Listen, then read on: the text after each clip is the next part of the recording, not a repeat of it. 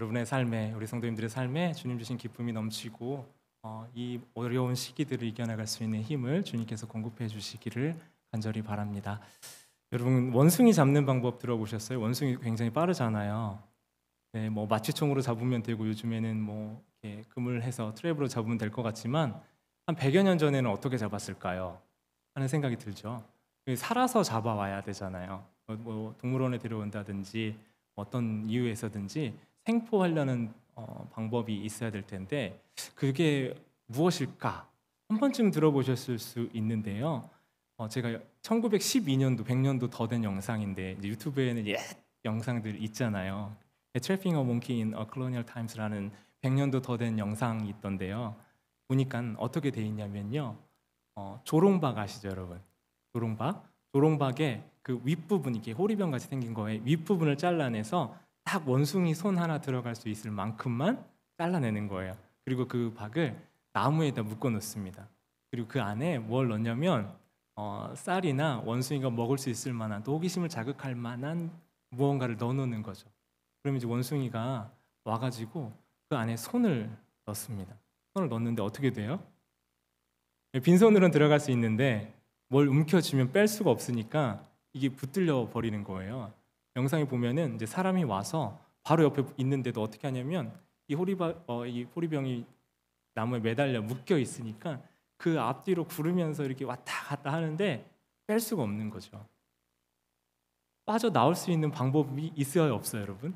있죠. 손만 놓으면 돼요. 놓으면 되는데 그거 붙잡고 온 몸을 쓰다가, 이건 가만히 있고요, 온 몸을 쓰다가 결국 잡히는 영상이었습니다.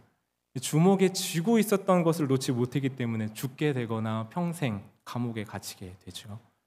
여러분, 원숭이에게 중요한 건요, 이 당시 이 타이밍에 자신이 쥐고 있는 것이 아니라 자기 생명이 중요했잖아요. 그런데 이 쥐고 있었던 것을 놓기만 하면 도망갈 수 있었는데 이 원숭이 참 미련하다 싶은 생각이 듭니다. 그런데 여러분, 우리 원숭이 보면서 참 미련하다 생각할 수 있지만 우리 자신을 생각해 보면 어떻습니까?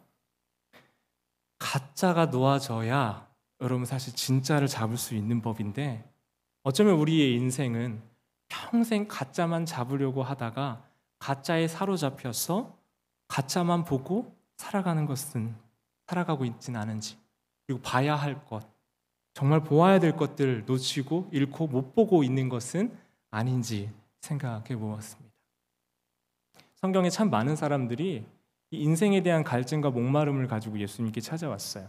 영생에 대해서도 묻고 무엇을 위해 살아야 될지, 어떻게 살아야 될지를 예수님께 와서 많은 사람들이 질문했습니다. 오늘 함께 본 마가복음 우리는 10장 그리고 46절부터 본문 봤잖아요. 10장의 앞부분을 보시면요, 21절, 22절 부분에 보면 한 사람이 와서 예수님께, 한 부자예요. 한 사람이라고 표현되어 있는데 부자인 사람이 와서 예수님께 묻습니다. 선한 선생님이여, 내가 무엇을 하여야 영생을 얻으리까? 하고 묻습니다. 이 사람은 지금까지 도덕법, 사회법, 종교, 율법 다 잘 지켜왔습니다. 그리고 노력할 만큼 노력하고 최선을 다할 만큼 노력했고 할 만큼 했고, 그리하여 나름의 성취도 이루었고요. 그리고 가진 것도 많이 있었습니다.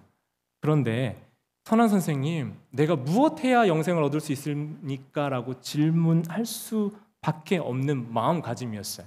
사실 너 잘 살았어, 너 참 훌륭해, 너처럼 살면 된다, 그렇게 살면 된다 하는 칭찬을 기대하고 예수님께 나왔을 겁니다. 그리고 그 칭찬이 더해지면 그 마음에 바라던 바가 채워져서 기쁜 모습으로 돌아가는 게 이 사람이 애당초 처음에 질문했었던 의도였습니다. 그런데 이 한 사람은 자기 마음 둘 데가 없는 사람이었어요.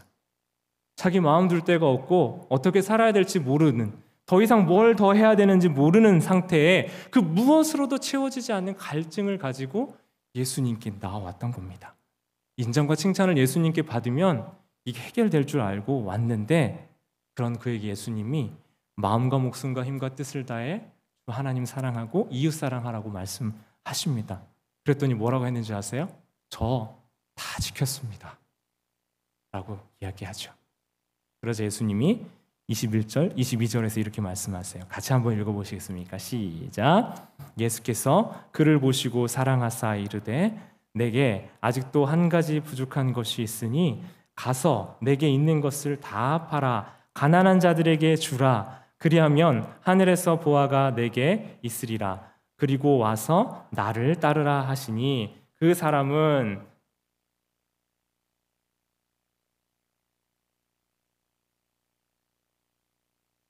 예수님이 네게 있는 것 팔아서 가난한 사람들에게 주라고 하셨어요. 여러분, 제가 짧은 1년간의 중국 선교사로 있으면서 이제 기타를 제가 가지고 왔었거든요. 그 한족 친구 중에 기타를 정말 잘 치는 친구가 있었어요. 기타가 자기 개인 기타가 없었어요. 그 친구가 교제하고 꽤 오랜 시간들을 같이 보냈었는데요. 어느 날 문득 그 친구에게 기타를 줘야 된다는 마음을 주시더라고요. 제가 그 당시에 아끼는 기타였기 때문에 참 고민했습니다. 여러분, 저는 그러나 그 많지 않은, 제가 그 당시에 가지고 있지 않은 많지 않은 것 중에 일부였고 그 자체도 사실은 큰 게 아니었기 때문에 주저했지만 기쁘게 줄 수 있었고 그것이 그 친구의 기도 응답이 되었어요. 그런데 이 부자 청년은 그것과 비교할 수 없는 큰 것들, 많은 것들을 가지고 있었던 사람입니다. 그래서 이 부자 청년의 반응이 어떻게 됐죠? 슬픈 기색을 띠고 근심하며 어떻게 해요? 가니라. 예수님은 그걸 팔아서 와서 나를 따르라고 말씀하셨는데 그는 슬픈 기색을 하고 가니라라고 표현되어 있습니다. 근심의 이유가 뭐였을까요, 여러분? 근심의 원인이 뭐였어요? 재산이 많았다는 거예요. 여러분도 이런 근심 한번 해보고 싶으시죠? 네. 그는 너무 많이 가지고 있었어요. 그리고 그가 쥐고 있었던 것이 너무 중요했기 때문에 근심했습니다. 그 근심으로 인해서 예수님께 왔지만 예수님을 따를 수가 없었어요. 그리고 예수님 앞에 나와왔다가도 그 근심을 가지고 갔습니다. 그 근심하며 가니라라는 한마디 문장 안에는 그의 삶과 그가 추구하고 그가 가치 있게 여기는 중요했던 많은 것들이 담겨 있었다라는 거예요. 여러분, 우리 삶에는 참 많은 것들이 있어요. 필요한 많은 것들이 있어요. 그래서 우리 삶을 유지하려다 보면 많은 물질도 필요합니다. 채우고 사고 또 사고 고치고 바꾸고 보아도 끝이 없어요. 우리 교회 보수하는 얘기 같죠? 그게 아니고 여러분, 우리 인생에 대한 이야기예요. 우리는 채워야 될 것들 채우느라 바꾸고 고쳐야 될 것들 고치느라 우리 인생의 많은 부분들을 사용합니다. 그래서 최선의 직업을 가져야 되고 나름의 절약을 하시고 있죠. 모으기도 해야 되고 어떤 목표를 위해 살기도 하고 그래 내가 이 정도면 최선을 다하고 있어 더 이상 어떻게 할 수 없는데 어떻게 하지 할 정도로 우리의 최선의 삶을 위해 노력하고 있는데 그러나 그 삶의 자리에서조차 충분하지 않다고 느낍니다. 내 필요가 충분히 채워지지 않는다라고 우리가 느껴요. 항상. 또 어느 정도 채워졌다 싶으면 뭐가 찾아와요? 지루해져요. 재미가 없어져요. 그래서 새로운 자극을 찾습니다. 신선한 것, 더 큰 것, 더 좋은 것. 마음이 충분히 채워지지 않는 상태에서 무언가를 더 찾아요. 우리 청소년 친구들 게임 많이 하잖아요. 게임 때문에 걱정하시는 부모님들 우리 많잖아요. 위해서 기도해 주세요. 영혼의 채워짐이 없어서 그래요. 그 채워짐이 없기 때문에 그 게임이라는 어떤 도구를 통해서 자꾸 풀고 싶은 거예요. 무엇에 중독되어 있고 무엇에 자꾸 빠져 있다는 건 뭔가 충분하지 않다는 거예요. 뭔가 필요가 채워지지 않다라는 겁니다. 우리는 늘 충분하지 않아요. 좋은 집, 좋은 차, 새로운 기계, 좋은 관계들도 처음에 신선했다가 시간이 좀 지나고 나면 충분하지 않다고 느껴요. 여러분, 우리 미국에서 예화 들 때 미국 예화 중에 록펠러 예를 많이 들잖아요. 그 사람의 예가 참 여러 가지 예로 회자되곤 하는데요. 미국에서 부자 하면 손꼽히는 사람이 뭐 지금은 빌 게이츠지만 록펠러가 사실은 단연 이 비교도 안 되는 부자였습니다. 록펠러가 53세 때 억만장자가 됐는데 이 억만장자가 돼서 53세쯤 됐는 이 나이부터 불면증에 걸렸어요. 근데 사람들이 와서 이 사람한테 묻는 거죠. 지금 이미 당신은 세계에서 제일 가는 부자고 얼만큼 더 가졌으면 좋겠냐라고 물어보니 록펠러가 이렇게 대답했다고 해요. Just a little more. 조금만 더 라고 얘기했다고 합니다. 그런데 그는 그 불면증 때문에 비스킷 몇 조각과 우유 조금밖에 못 먹으며 몸이 말라갔고 그 삶을 영위할 수 없을 지경에 이르렀어요. 곧 죽을 사람처럼 진단받았습니다. 그런데 그가 말씀을 읽고 하나님의 그 진리를 밝게 깨달으면서 자기에게 필요한 것은 조금 더 가져야 되는 돈이 아니다라는 것을 깨달은 거죠. 그리고 그의 삶이 그때부터는 이 가진 돈을 가치 있게 값 있게 써야 되겠다라는 것을 가지고 록펠러 재단이 그때 세워졌다는 겁니다. 그리고 그의 삶이 바뀌었어요. 자기가 그렇게 붙잡고 있었던 물질에서부터 놓여지니 건강을 회복하고 곧 죽을 것 같았던 그 사람이 98세까지 살면서 남은 생애를 선한 일들을 하기 위해서 노력했다고 합니다. 그에 대한 평가는 참 여러 가지로 갈려요. 많은 재단과 고아원과 좋은 일들을 많이 했지만 사실 그의 공장 직원들은 그가 많은 어떤 선한 일들을 하는 것보다 조금 더 임금을 주길 바랬다고 그래요. 그런 모든 평가를 떠나서 자기의 목적, 쥐고 있는 그것을 위해서 전념하던 인생이 말씀을 통해서 하나님을 만났을 때 그 삶의 가치가 변하는 일들을 경험하게 되었다라는 거죠.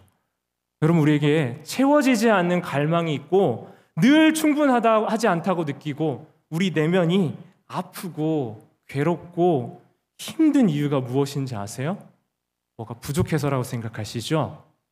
그렇지 않다는 거예요. 무엇이 부족해서 우리가 충분하지 않다고 느끼는 게 아니라요, 잘못된 것을 계속 붙잡고 있기 때문이라는 거죠.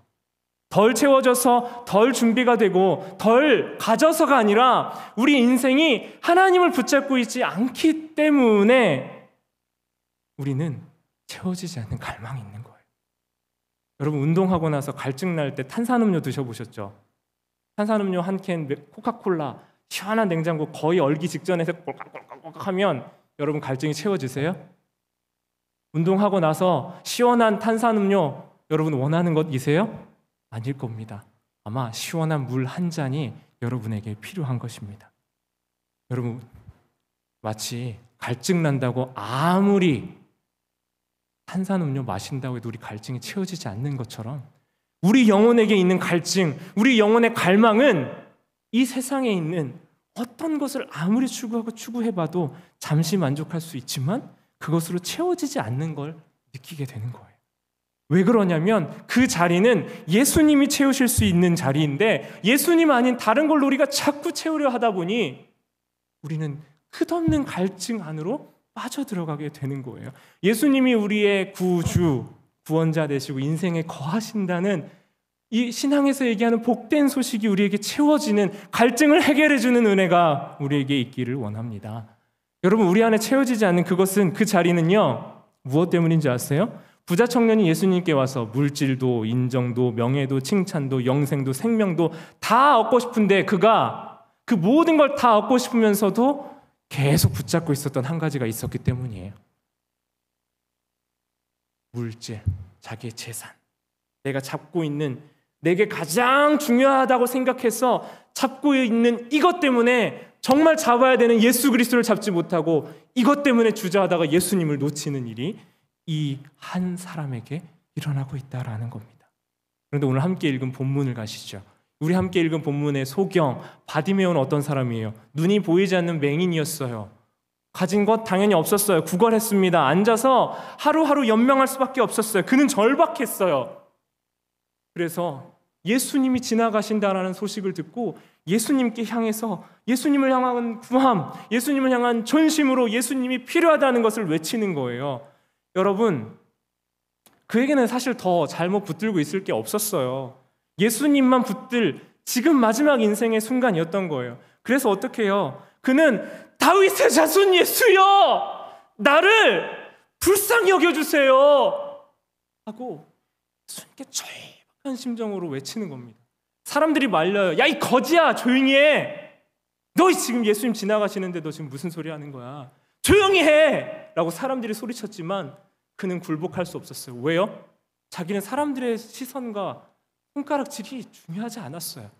그래서 다윗의 자손 예수여 나를 불쌍히 여겨주세요 하고 간절한 마음으로 예수님을 찾고 외치고 있는 거예요. 근데 무슨 일이 일어납니까 여러분? 마가복음 10장 52절 같이 함께 읽겠습니다. 시작. 예수께서 이르시되 가라 네 믿음이 너를 구원하였느니라 하시니 그가 곧 보게 되어 예수를 길에서 따르니라. 예수님께 구하고 예수님이 보시는 이 순간을 통해서 그는 예수님의 구원을 받게 됩니다. 그리고 앞서 같은 10장인데 앞장 10장의 전반부에 나와 있던 한 사람은 근심하며 갔던 것과 대조되게 그는 뭐라고 얘기합니까? 그는 예수를 길에서 따릅니다. 절박한 상황, 물질적 어려움, 경제적 어려움, 관계의 어려움, 사람들의 손가락질, 소통의 어려움 모든 것들 다 경험해봤어요. 그렇게 필요를 채우려고 어떻게든 가져보려고 회복해보려고 애썼지만 그는 안 된다고 느꼈습니다. 그러나 예수님이 그의 인생에 임하시면 이 모든 것이 해결될 수 있다는 것을, 채워진다는 것을 그는 마지막의 순간에, 이 절박한 순간에 예수님을 찾았고 예수님께 나왔고 예수님께 그 목마른 마음으로 외쳤더니 예수님께서 그의 인생에 찾아오시고 말씀하고 계신다라는 거예요. 여러분, 그의 삶에 많은 문제들이 해결됐습니까? 여전히 문제는 문제였어요. 여전히 그는 가난했고 가진 것 없었고 몸에는 아마 냄새가 났을 것이고요. 그의 근심과 걱정, 무엇 관계되어 있는 모든 것들 굳이 따져보자면 여전히 문제가 남아있었을 것이에요. 그러나 그는 예수님을 따랐습니다. 예수님이면 충분했기입니다. 예수님이 그가 가진 문제보다 훨씬 크신 분이다라는 걸 알았기 때문에 그래요. 그것을 경험했기 때문이요. 다른 그 가짜들, 나를 다시 붙잡으라고 유혹하는 그 가짜들을 다 내팽겨치고서라도 붙잡을 수 있는 가장 귀한 분이다라는 것을 그는 그의 비천하고 고통스러웠던 삶을 통해서 깨달았다라는 거예요. 그것을 깨닫고 예수님을 그대로 쫓아갑니다. 너는 나를 따르라고 하실 때 따를 수 있는 사람들은 어떤 사람이냐면요, 내가 갖고 붙잡고 있었던 이 가짜에 매이지 않을 때 가능한 일이 되는 거예요. 여러분, 그가 예수님을 따를 수 있는 이유는 무엇입니까? 예수님은 구원주, 구원자이시기 때문입니다. 요한복음 3장 16절에요. 복음이라고 하면 이야기할 수 있는 가장 귀한 엑기스를 짜면 방울이 한 방울 똑 떨어질 수 있는 가장 복음의 정수 엑기스의 말씀이 있어요. 그래서 어릴 때 그 교회 다니면 이 말씀은 가능한 한 꼭 암송시키려고 해요. 우리 요한복음 3장 16절 말씀 같이 한번 보실까요? 시작. 하나님이 이 세상을 이처럼 사랑하사 독생자를 주셨으니 이는 그를 믿는 자마다 멸망하지 않고 영생을 얻게 하려 하심이라. 제가 가지고 있는 세번 성경에서요, 하나님이 이 세상을 이처럼 사랑하사 독생자를 주셨다. 그를 믿는 자는 멸망하지 않고 영생을 얻게 하신다라고 말씀합니다. 여러분, 기독교 신앙에 있어서 가장 중요한 건 이거예요. 이 바디메오가 예수님을 따라갈 수 있었던 비결은 뭐냐면 바로 이거예요. 우리는 이 본문을 보면서 우리는 그래도 바디메오보다는 좀 낫지라고 생각해요. 왜요? 우린 눈은 떴잖아요. 그죠? 우린 보이잖아요. 그러니까 나는 최소한 바디메오보다는 좀 나아라고 생각합니다. 그러나 여러분, 생각해 보십시오.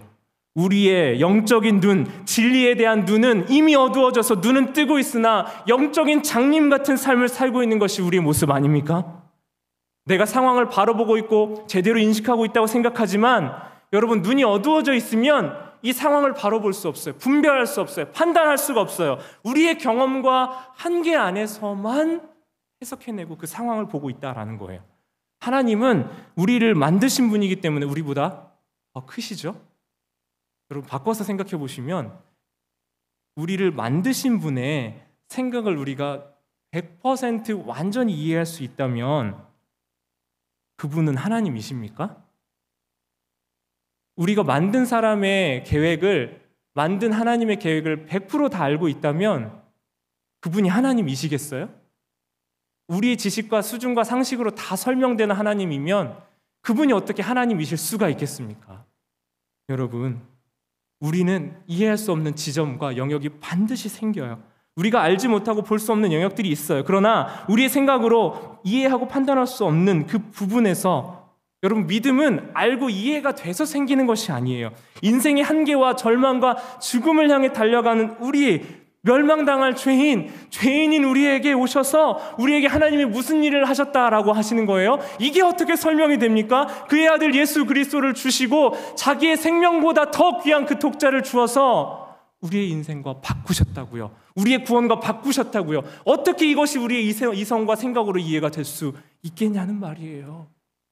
그런데 여러분, 믿음은 무엇이 열리는, 어떤 영적 눈이 열리는 거냐면 하나님이 나를 사랑하셨다라는 것이 열리는 거예요. 믿음의 눈이 열리면요, 그게 보이는 거예요. 영적인 어떤 눈이 끊겨지고 막혀 있었던 우리의 시선이 열려질 때 그 하나님이 나를 사랑하신다라는 사실이 열려지게 되는 거예요. 그 독자를 주시고 그를 믿는 자에게 영원한 생명을 주시겠다는 약속을 느끼고 경험하고 알게 하시는 거예요. 그래서 나 자신도 우리는 종종 참 나 쓸모없다, 부족하다 라고 느끼는 그런 나의 가치를 하나님 자신, 독자를 내어줄 정도라는 것을 우리에게 말씀해 주십니다. 그래서 여러분은요 결코 하찮은 인생이 아니라 하나님의 사랑을 받은 인생입니다. 여러분의 인생의 값어치는 그냥 내가 받고 있는 연봉의 급수에 따라서 매겨지는 것이 아니라 예수님을 주고 바꿔서 산 값이기 때문에, 그 대가를 지불했기 때문에 예수님짜리 인생이 되는 것이에요. 여러분, 그러나 우리에게 낙심이 와요. 절망이 와요. 한계가 와요. 속상하고 어려운 순간들이 와요. 예수님 믿고 구원받은 줄 알았는데 우리 마음에 낙심이 찾아올 수가 있어요. 그래서 우린 절망합니다. 그러나 그 낙심이 우리에게는 복이 될 수 있어요. 왜냐하면 자기 자신을 보면서 낙심하는 사람은 그것으로 인해서 겸손해지게 되거든요. 예수님 없이 안 되는 자기 자신을 다시 봐요. 예수님으로 채워야 된다는 자기 자신을 다시 봐요. 그래서 자신을 다시 알게 돼요. 부자 청년처럼 내 물질, 내 선행, 내 능력, 내 기술, 내 가진 것, 내가 잘 지켜온 도덕법으로 지키면 되지 않는다라는 것을 낙심 가운데 알아채기 때문입니다. 바디메오는 일평생 결핍된 인생이었습니다. 낙심된 인생, 절망한 인생에서 그의 가장 큰 인생의 의미가 되는 예수님 앞으로 나오는 것 외에는 돌아갈 것이 없었어요. 여러분, 질문을 비교해 보세요. 한 사람의 질문 되게 고상했어요. 내가 선한 선생님이요, 내가 어떻게 하면 영생을 얻으리이까? 고상하죠. 멋있죠. 가진 것도 많고 멋있는 옷 입고 와서 얘기했을 거예요. 거지 바디메오, 다윗의 자손 예수여, 나 좀 구원해 주세요. 어떤 질문 하고 싶으세요, 여러분? 어느 쪽에 사실 서고 싶으세요? 아마도 우리는 이 멋진 한 사람 같은 위치에 서서 예수님께 나오고 싶을지 모릅니다. 그러나 그 질문이 어떠한지는 예수님께, 그 사람이 어떠한지는 예수님께 아무런 문제가 되지 않았습니다. 질문의 모습, 우리의 현재 모습이 아니라요, 우리가 지금 어떤 마음으로 예수님 앞에 서느냐가 중요한 거예요. 내가 예수님 오래 믿어왔고 내가 율법 잘 지켜왔다고 중요한 것이 아니라 지금 예수님 앞에 서 있는 내 마음 자세가 어떠한지가 우리 신앙을 판단하게 해주는 겁니다. 그러니까 여러분, 예수님 앞에 나올 때 우리의 비천함과 나의 어떠함을 가지고 나오지 마시고, 내가 얼만큼 괜찮은지 괜찮지 않은 사람인지를 보지 마시고, 너는 나를 따라오겠느냐라고 물어보실 때 내가 붙잡고 있던 가짜를 내어놓고, 예수님, 내가 진짜를 한번 붙들고 싶습니다. 예수 생명 쫓아가는 인생 되길 원합니다 라고 고백하며 예수님을 따라가는 우리 신신의 태안의 장로교회 성도님들 되시기를 간절히 바랍니다. 여러분, 예수님이면 정말 충분할까요? 일주일 내내 고민해봤거든요. 여러분 인생에, 우리의 인생, 제 인생에 예수님이면 정말 충분합니다.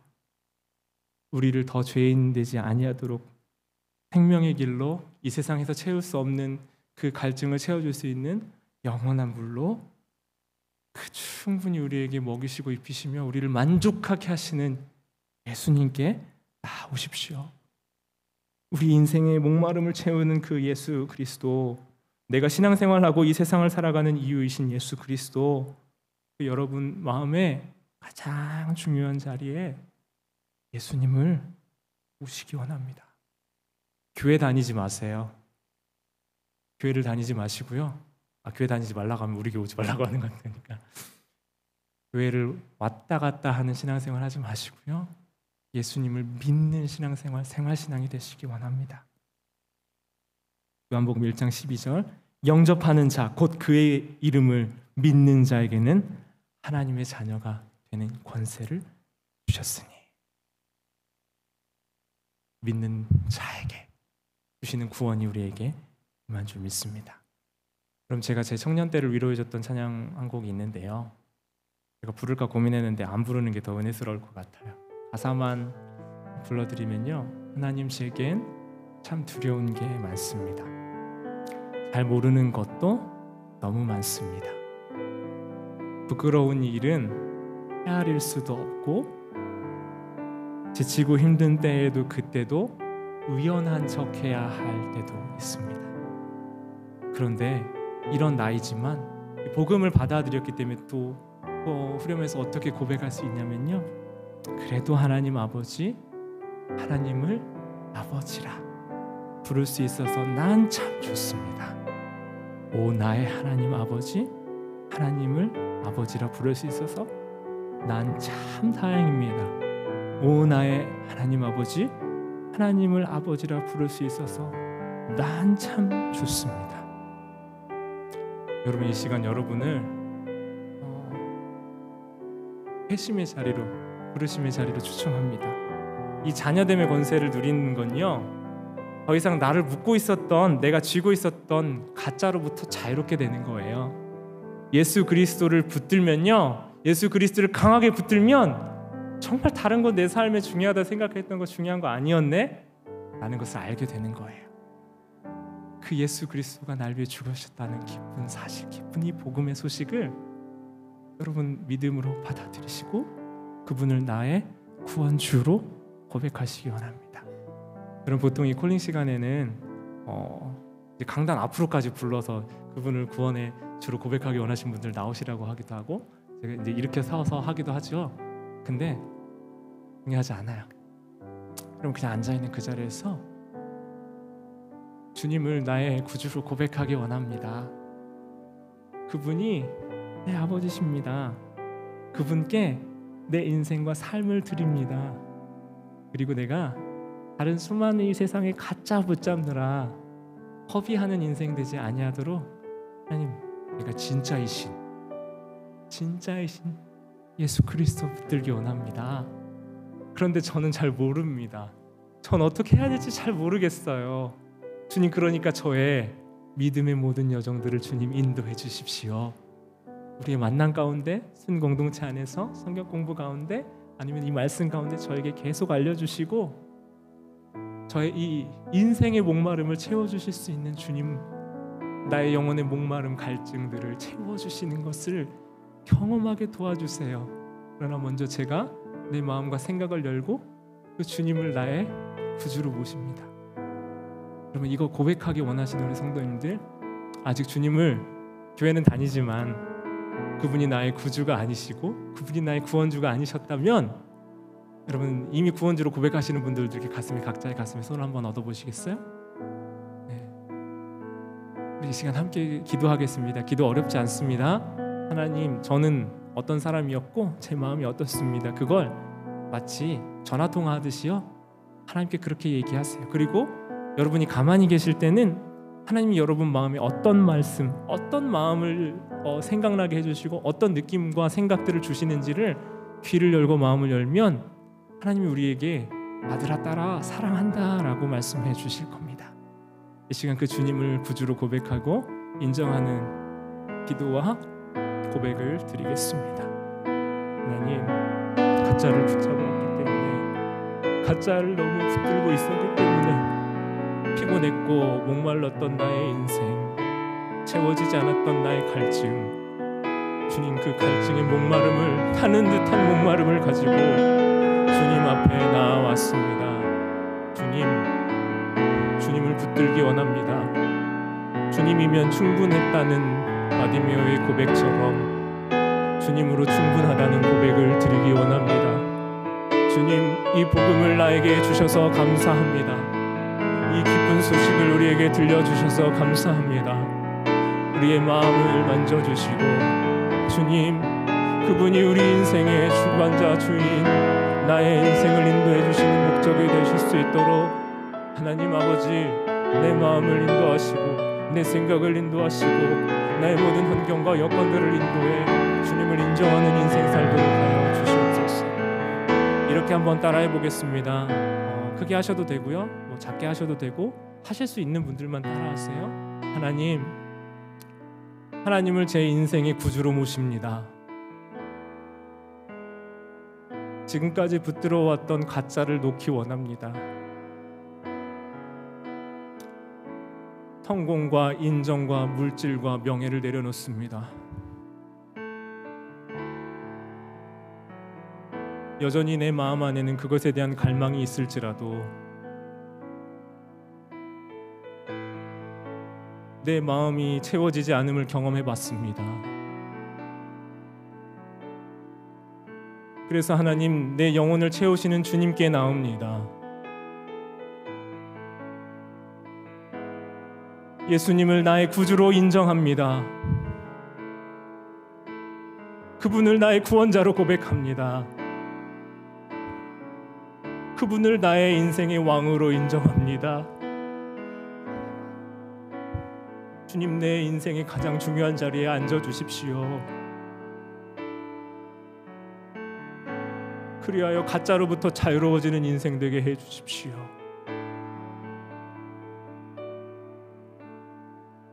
그러나 저는 잘 알지 못합니다. 주님, 저에게 알려주십시오. 우리의 만남을 통해, 말씀을 통해, 기도를 통해 알려주십시오.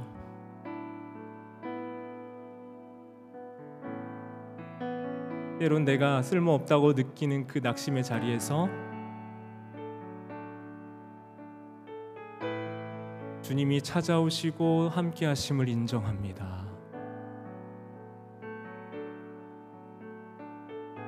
주님 감사합니다. 주님 사랑합니다.